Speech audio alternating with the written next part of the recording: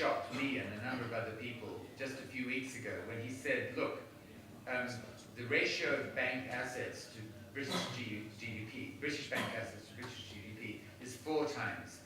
I expect that by 2020 it could rise to 9 times. Why? Because finance is Britain's comparative advantage.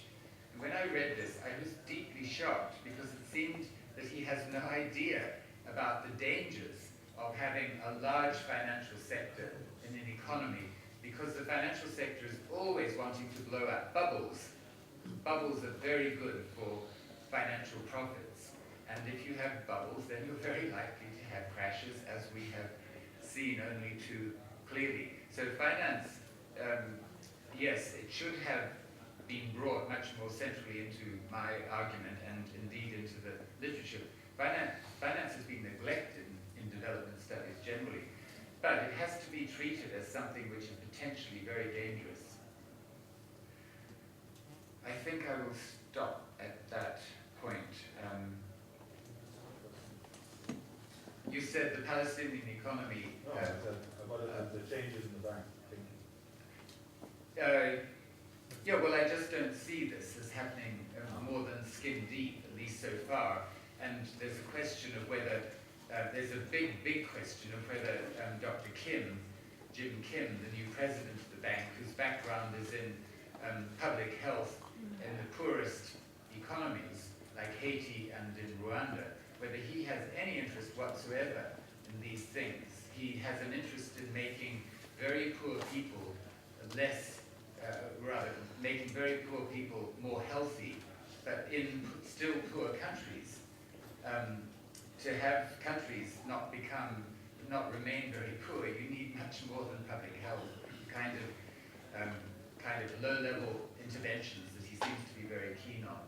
So I'm worried about the future of the bank, and I've actually written about the inside politics of how it was that Dr. Kim came to be made president of the bank. And that is quite an interesting and a rather sad story, given that I think the World Bank is a very important institution in the world economy and should be protected by its members and not just left to be dominated by the Americans. Last footnote, is Washington consensus still alive? That's a good question.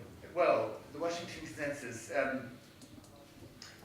this phrase is very contentious, partly because it meant one thing when John Williamson coined it in 1990 as the list of things that most people concerned with development living in Washington. That was very important. So that means mainly the IMF, the World Bank, the US Treasury, USAID, the things that they all agreed on.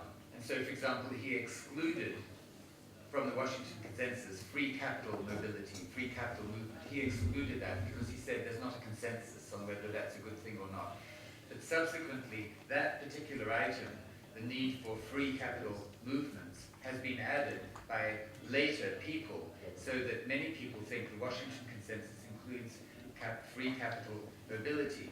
And of course, the Americans and the Europeans very much want to encourage that belief that the Washington consensus, everybody in Washington agrees that there should be free capital mobility. And it's interesting that this is how it all goes into governance issues. The BRICS, the 5 countries that make up the BRICS, very surprisingly are beginning to concert their actions. They're beginning to act like a group, although you would think they have almost nothing in common, but they are beginning to act as a group. And one thing that they're acting as a group on is to prevent the Europeans from lowering the ceiling for the supermajority inside the IMF. The current ceiling is 85%. The Americans have more than 15% of the votes, so the Americans can block any issue, any change that requires a supermajority. So the Americans can block any change in the Articles of Agreement of the bank.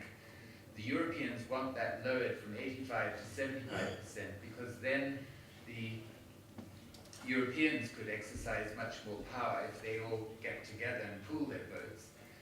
One of the things that, and the BRICS oppose the Europeans in bringing down the supermajority from 85 to 75%.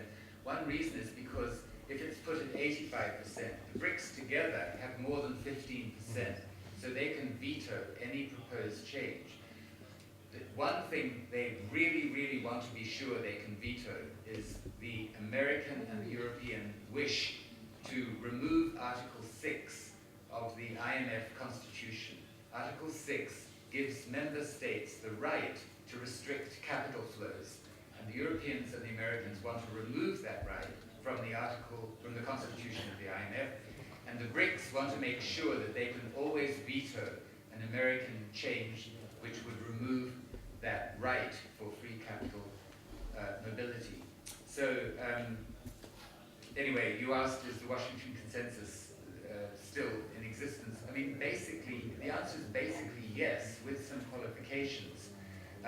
The kind of way of seeing that I've been talking about, that begins with the idea that market signals are good for promoting incremental change, but not good for promoting discontinuous changes, big diversifications, and so on. That basic way of seeing is not part of the way the World Bank and the IMF and all these other organizations are thinking. They're still very committed to free trade, for example. You didn't answer my question about there is seriously any possibility that all the states will catch up.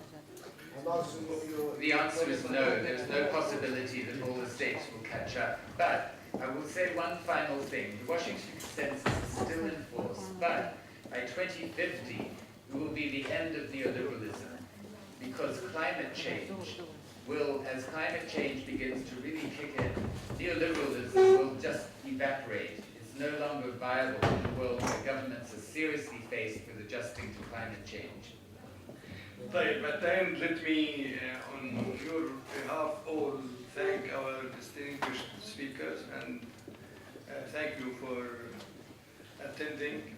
And you all now invited for a small reception, so you can talk also with our speaker if he has some time.